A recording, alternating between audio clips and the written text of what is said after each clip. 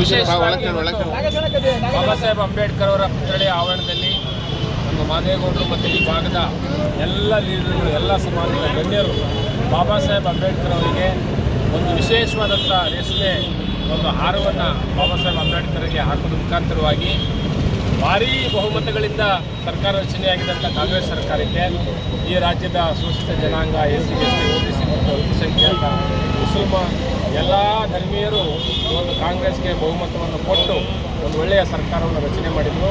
3 ವರ್ಷಗಳ ಸರ್ಕಾರ ಸುದೀರ್ಘವಾಗಿ ನಡೆದು ಈಗ ಸನ್ಮಾನ್ಯ ಸಿದ್ದರಾಮಯ್ಯನವರು ರಾಜೀನಾಮೆ ನಂತರ DK ಶಿವಕುಮಾರ್ ಅವರು ನಮ್ಮ ರಾಜ್ಯದ ಮುಖ್ಯಮಂತ್ರಿ ಆಗಿದ್ದಾರೆ.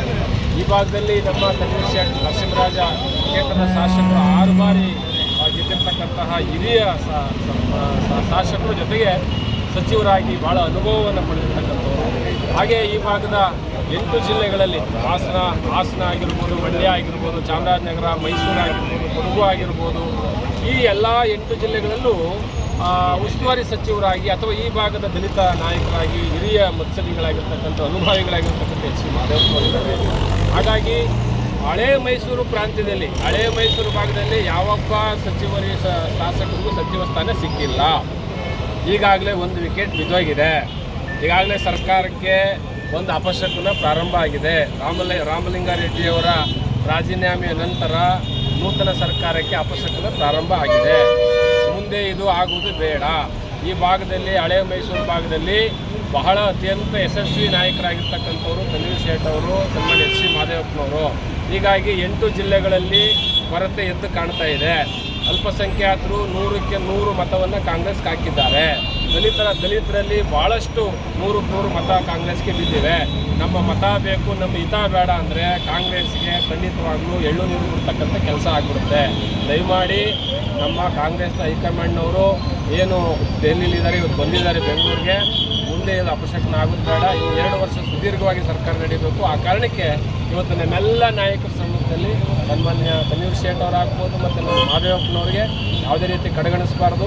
8 ಜಿಲ್ಲೆಗಳಿಗೆ ಪ್ರಾತಿನಿಧ್ಯ ಇಲ್ಲ ಇಲ್ಲಿ. ಹಾಗಾಗಿ 8 ಜಿಲ್ಲೆಗಳ ಪ್ರಾತಿನಿಧ್ಯವನ್ನು ಗಮನದಲ್ಲಿಟ್ಟುಕೊಂಡು ಅನುಭವಿ ರಾಜಕಾರಣಿಗಳು, ಹಿರಿಯ ಮತ್ಸರಿಗಳಾಗಿರೋದ್ರಿಂದ ಅವರನ್ನು ನೀವು ಸಂಪುಟಕ್ಕೆ ತೆಗೆದುಕೊಳ್ಬೇಕು ಅಂತಕ್ಕಂಥ ಒಂದು ಒತ್ತಾಯದ ನಿರ್ಣಯವನ್ನು ಮಂಡಿಸ್ತಾ ಇದ್ದೇವೆ. ನಾನು ಬೆಂಗಳೂರು ಹೊರಟಿದ್ದೇನೆ. ಒಳ್ಳೆಯದಾಗುತ್ತೆ. ಸಂಪುಟಕ್ಕೆ ಲಾಬಿ ಅನ್ನೋದಕ್ಕಿಂತ ಕಾಂಗ್ರೆಸ್ ಹೈಕಮಾಂಡ್ನವರು ಯಾರು ಅನುಭವಿಗಳಿದ್ದಾರೆ, 2ನೇ ತಲೆಮಾರಿನ ನಾಯಕರಾಗಿದ್ದಾರೆ, ಸತತವಾಗಿ 3 ಬಾರಿ 4 ಬಾರಿ 5 ಬಾರಿ ಗೆದ್ದವರಾಗಿದ್ದಾರೆ ಅಂತ ಕನ್ಸಿಡರ್ ಮಾಡಬೇಕು. ಅದನ್ನು ಹೈಕಮಾಂಡ್ ಮಾಡಬೇಕು. ಮಾಡಲಿಲ್ಲ ಅಂದರೆ ಕಾಂಗ್ರೆಸ್ಗೆ ಖಂಡಿತ ಪ್ರಾರಂಭ ಆಗುತ್ತೆ. ಇಲ್ಲಿ ಸತತವಾಗಿ 3-4 ದಿನದಿಂದ ತನ್ವೀರ್ ಶೇಟ್ಗೆ ಸಚಿವ ಸಂಪುಟದಲ್ಲಿ ಸ್ಥಾನ ಪ್ರತಿಭಟನೆಗಳು ಮಾಡ್ತಾರೆ. ಇವತ್ತಿನ ವಿಶೇಷ ಏನು? ಇವತ್ತಿನ ವಿಶೇಷ ಏನಂದರೆ ಡಾಕ್ಟರ್ ಬಾಬಾ ಸಾಹೇಬ್ ಅಂಬೇಡ್ಕರ್ಗೆ ಒಂದು ಮಾಲಾ ಅರ್ಪಣೆ ಮಾಡಿ ನಮ್ಮ ಬೇಡಿಕೆ ಈ ರಾಜ್ಯದ ನೂತನ ಮುಖ್ಯಮಂತ್ರಿ ಆಗಿರುವ DK ಶಿವಕುಮಾರ್ ಸಾಹೇಬರಿಗೆ ವಂದನೆಗಳನ್ನ ಸಲ್ಲಿಸ್ತಾ, ಹಾಗೆಯೇ ನಮ್ಮ ಸಿದ್ದರಾಮಯ್ಯ ಸಾಹೇಬರು ಈ ರಾಜ್ಯದ ಮುಖ್ಯಮಂತ್ರಿಯಾಗಿ ಜನಪ್ರಿಯ ನಾಯಕರಾಗಿ 8 ವರ್ಷ ಆಡಳಿತ ಮಾಡಿ ಈಗ ಅವರು ರಾಜೀನಾಮೆ ಕೊಟ್ಟುಕೊಂಡು ಇನ್ನೂ ಸರ್ಕಾರನ ಮುನ್ನಡೆಸ್ತಾ ಇದ್ದಾರೆ ಅಂತ ಅಂದ್ಕೊಂಡು ಅವ್ರಿಗೂ ಒಂದು ಸ್ವಾಗತವನ್ನು ಬಯಸ್ತಾ ಇದ್ದೀವಿ. ಹಾಗೆಯೇ ಯತೀಂದ್ರ ಸಿದ್ದರಾಮಯ್ಯ ಸಾಹೇಬರು ಇವತ್ತು ಮಂತ್ರಿ ಆಗಿದ್ದಾರೆ, ಅವ್ರಿಗೂ ಹಾಗೆ ಸ್ವಾಗತವನ್ನು ಕೋರ್ತಾ ಇದ್ದೀವಿ. ಹಾಗೆ ಮತ್ತೊಬ್ಬರು ನಮ್ಮ SC ಮಾದೇವಪ್ಪ ಸಾಹೇಬರು ಇಲ್ಲಿ ಗಂಟ ಈ ರಾಜ್ಯದ ಮುಖ್ಯಮಂತ್ರಿಯಾಗಿ, ಮೈಸೂರು ಉಸ್ತುವಾರಿಯಾಗಿ ಇಲ್ಲಿ ಗಂಟ ಅವರನ್ನು ಎಲ್ಲ ಜನಾಂಗನ ಒಟ್ಟು ತಗೊಂಡು ಹೋಗಿ ಅವರು ಇವತ್ತು ಎಲ್ಲರೂ ಒಮ್ಮತದಿಂದ ಮಾಡ್ಕೊಂಡು ಬಂದಿರೋದ ಈ ಸರ್ಕಾರದಿಂದ ಅವ್ರಿಗೂ ಸ್ವಾಗತವನ್ನು ಬಯಸ್ತಾ ಇದ್ದೀವಿ. ಹಾಗೆಯೇ ಈ ರಾಜ್ಯದ ಇನ್ನೊಬ್ಬರು ಹರಿಪ್ರಸಾದ್ ಸಾಹೇಬರು, ಅವರು ಈಗ KPCC ಅಧ್ಯಕ್ಷರಾಗಿದ್ದಾರೆ. ಅವರು ಇನ್ನು ಮುಂದೆ ಎಲ್ಲ ಕಾರ್ಯಕರ್ತರು DK ಶಿವಕುಮಾರ್ ಸಾಹೇಬ್ರಾಗ್ಬೋದು, ಸಿದ್ದರಾಮಯ್ಯ ಸಾಹೇಬ್ರಾಗ್ಬೋದು, ಇಲ್ಲಿ ಗಂಟ ಯಾವ ಥರ ಒಂದುಗೂಡಿಸ್ಕೊಂಡು ಈ ಸರ್ಕಾರನ ಮುನ್ನಡೆಸ್ಕೊಂಡು ಬಂದರು, ಅದೇ ಥರ ಅವರು ಮುಂದೆ ಎಲ್ಲ ಕಾರ್ಯಕರ್ತರನ್ನ ಸಂಘಟನೆ ಮಾಡಿಕೊಂಡು ಅವರೂ ಮುಂದಿನ ಸರ್ಕಾರ 28ಕ್ಕೆ ಬರೋಕ್ಕೆ ಅವರು ಕೈ ಜೋಡಿಸ್ತಾರೆ ಎಲ್ಲ ಕಾರ್ಯಕರ್ತರ ಜೊತೆಗೆ ಅಂತೇಳಿ ಅವ್ರಿಗೂ ಸ್ವಾಗತವನ್ನು ಕೋರ್ತಾ ಇದ್ದೀವಿ.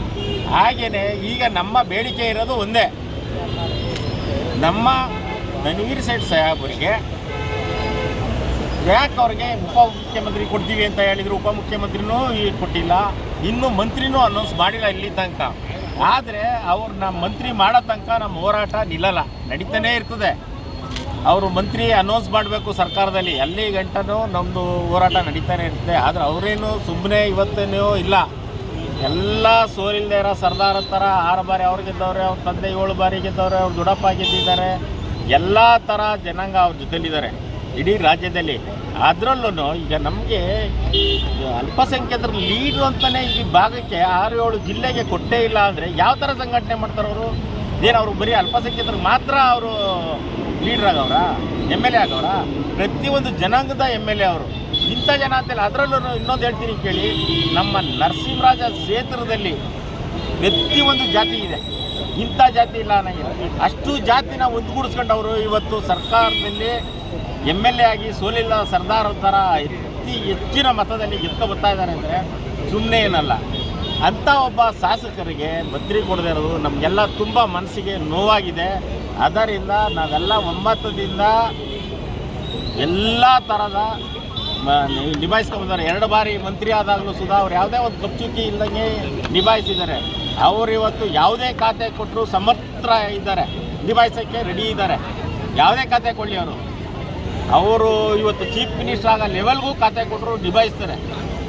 ಅದನ್ನು ನಿಭಾಯಿಸೋ ಕೆಪಾಸಿಟಿ ಇಲ್ಲ ಅಂತ ನಮ್ಮ ತನ್ವೀರ್ ಸೇಠ್ ಅವ್ರಿಗೆ, ಸಾಹೇಬ್ರಿಗೆ, ಅವ್ರಿಗೆ ಮಂತ್ರಿ ಕೊಡಲೇಬೇಕು ಅಂತ ನಮ್ಮೆಲ್ಲ ಜನಾಂಗ ಇವತ್ತು ಏನು ಸೇರಿದ್ದೀವಿ ಎಲ್ಲ ಜನಾಂಗದ ಒತ್ತಾಯ ಮೇರೆಗೆ ನಾವು ಕೇಳ್ತಾ ಇದ್ದೀವಿ. ಇಲ್ಲಿಂದ ಮೈಸೂರಿಂದ ಬೆಂಗಳೂರು ವಿಧಾನಸೌಧದ ಗಂಟನೂ ಹೋರಾಟ ಮಾಡ್ತೀವಿ, ಪಾದಯಾತ್ರೆ ಮಾಡ್ಕೊಂಡು ಹೋಗಿರ್ತೀವಿ.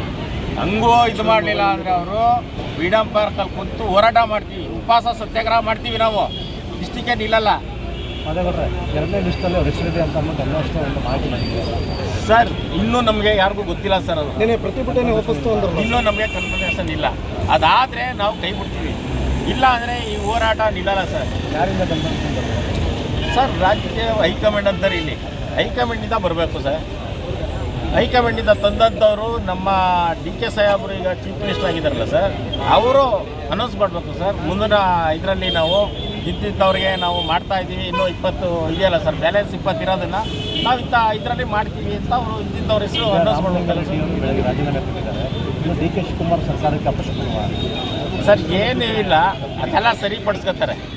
ಸರ್ಕಾರದಲ್ಲಿ ಏನೋ ಮಂತ್ರಿದು ಅದು ಇದು ಇರ್ತಾವಲ್ಲ, ಒಂಚೂರು ಹೆಚ್ಚು ಕಮ್ಮಿ ಇದ್ದರೆ ಅದನ್ನು ಸರಿಪಡಿಸ್ಕೊತಾರೆ. ಅದು ಏನು ಅಂತ ಇಶ್ಯೂ ಆಗಲ್ಲ. ಏಕೆಂದರೆ ರಾಮಲಿಂಗ ರೆಡ್ಡಿ ಸಾಹೇಬರಿಗೆ ಸಚಿವ ಸ್ಥಾನ ಕೊಟ್ಟಿದ್ದಾರೆ, ಹೋಮ್ ಮಿನಿಸ್ಟರ್ ಕೊಟ್ಟಿದ್ದಾರೆ. ಅದರಲ್ಲಿ ಏನೋ ಒಂಚೂರು ವ್ಯತ್ಯಾಸ ಆಗಿದ್ರೆ ಅದನ್ನು ಸರಿಪಡಿಸ್ಕೊತಾರೆ ಸರ್ಕಾರದಲ್ಲಿ ಸರ್. ಒಟ್ಟಾರೆ ತಾವು ತನ್ವೀರ್ ಸೇಠ್ ಅವರಿಗೆ ಸಚಿವ ಸ್ಥಾನ ಕೊಡಲೇಬೇಕು, ಹಿಡಿದಿದ್ದೀವಿ, ಬಟ್ ಹಿಡ್ದೇ ಇದ್ದೀವಿ ಸರ್. ಎಲ್ಲ ನೋಡಿ ಎಲ್ಲ ಥರ ಜನ ಇದ್ದಾರೆ, ಒಂದು ಜನ ಅಂತ ಇಲ್ಲ. ಈಗ ನೋಡಿ ಸರ್, ಕಳೆದ ಎಲೆಕ್ಷನ್ ಒಂದೇ ಇಲ್ಲ, ಎಷ್ಟು ಎಲೆಕ್ಷನ್ ನಡೆದಿದೆ ಇಲ್ಲಿ ಗಂಟ. MP ಎಲೆಕ್ಷನ್ಗಳು, MP ಎಲೆಕ್ಷನ್ನ ನೀವು ನೋಡ್ಕೊಬನ್ನಿ. ಪ್ರತಿ ಎಲೆಕ್ಷನಲ್ಲಿ ನರಸಿಂಹರಾಜ ಕ್ಷೇತ್ರದಿಂದ ಅತಿ ಹೆಚ್ಚಿನ ಮತ ಕೊಟ್ಟು ಇಲ್ಲಿ ಈ ಕ್ಷೇತ್ರದಲ್ಲಿ ಬರ್ತಾ ಇರೋಂಥ ಮತ ಇಡೀ ಮೈಸೂರು ಜಿಲ್ಲೆ ಒಳಗಡೆ ಬಂದುಬಿಟ್ರೆ ಮೈಸೂರು MP ಅತಿ ಹೆಚ್ಚಿನ ಮತದಿಂದ ಗೆಲ್ತಾರೆ ಸರ್ ನಮ್ಮ ಕಾಂಗ್ರೆಸ್ಸಲ್ಲಿ. ಆದರೆ ಆದ ಕಾರಣ ಈ ಕ್ಷೇತ್ರದಲ್ಲಿ ಇನ್ನೂ ಒಂದು ನೋಡಿ, ಕಾರ್ಪೊರೇಟರ್ಗಳು ಎಷ್ಟು ಚೆನ್ನಾಗಿ ಗೆಲ್ತಾ ಇದ್ದಾರೆ, ಎಷ್ಟು ಚೆನ್ನಾಗಿ ಗೆಲ್ತಾ ಇದ್ದಾರೆ ಸರ್. ಸಂಘಟನೆ ಇಲ್ಲದಂತೆಯೇ ಅಷ್ಟೊಂದು ಹೆಚ್ಚಿನ ರೀತಿಯಲ್ಲಿ ಕಾರ್ಪೊರೇಟರ್ ಗೆಲ್ತಾರ. ಅದೇ ಥರ ಎಲ್ಲ ಕ್ಷೇತ್ರದಲ್ಲೂ ಗೆದ್ಕೊಬಂದರೆ ಮೇಯರ್ ನಮ್ಮವರೇ ಆಯ್ತಾರೆ. ಇನ್ನೊಂದೇನಪ್ಪ ಅಂದರೆ ಕಾರ್ಯಕರ್ತರನ್ನ, ಕೆಳಮಟ್ಟದ ಕಾರ್ಯಕರ್ತರನ್ನ ಗುರುತಿಸ್ತಾ ಇಲ್ಲ ಈ ಸರ್ಕಾರದಲ್ಲಿ. ಕಾರ್ಯಕರ್ತರು ಇಲ್ಲದಂತೆಯೇ ಈಗ DK ಸಾಹೇಬ್ರು ಆದ ಮೇಲೆ KPCC ಅಧ್ಯಕ್ಷರನ್ನ ಕಾರ್ಯಕರ್ತರು ಮಾಡಿ ಹೆಂಗೆ ಮಾಡ್ತೀವಿ ಹಿಂಗೆ ಮಾಡ್ತೀವಿ ಅಂತ ಹೇಳಿದ್ರು. ಕಾರ್ಯಕರ್ತರು ಹೆಂಡತಿ ಮಕ್ಕಳು ಮನೆ ಮಠ ಬಿಟ್ಟು ಹೋರಾಟ ಮಾಡ್ತಾರೆ. ಎಲೆಕ್ಷನ್ ಟೈಮಲ್ಲಿ ಹೊಡೆದಾಡ್ತಾರೆ, ಆ ಪಾರ್ಟಿ ನಮ್ಮದು ಈ ಪಾರ್ಟಿ ನಿಮ್ಮದು ಅಂತ ಪ್ರಾಣ ಕೊಟ್ಬಿಡ್ತಾರೆ ಎಷ್ಟೋ ಜನ. ಕಾರ್ಯಕರ್ತರನ್ನ ಯಾವಾಗಲೂ ಗುರುತಿಸೋದಿಲ್ಲ. ಸರ್ಕಾರ ಬರೋಗಂಟ ಕಾರ್ಯಕರ್ತರು ಬೇಕು, ಸರ್ಕಾರ ಬಂದಕ್ಕೆ ಕಾರ್ಯಕರ್ತರು ಬಿಡ್ಬಿಡ್ತಾರೆ. ಈಗ ನೀವು ಎಷ್ಟು ದಿನ ಗಡುವು ಕೊಡ್ತೀರಿ ಸರ್? ಗಡುವು ಏನಿಲ್ಲ, ನಮ್ಮ ಇವರು ಮಂತ್ರಿ ಆಗೋವರೆಗೂ ನಾವು ಮಾಡ್ತೀವಿ ಸರ್. ಪ್ರತಿಭಟನೆ ವಾಪಸ್ ತಗೊಂಡ್ರಲ್ಲ?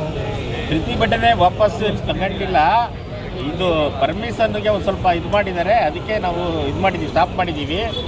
ಪ್ರತಿಭಟನೆ ಮುಂದುವರಿತದೆ. ನಾನು ಹೇಳ್ತಾ ಇದ್ದೀನಿಲ್ಲ, ಇಲ್ಲಿಂದ ಪಾದಯಾತ್ರೆ ಮಾಡೋದು ಖಂಡಿತ.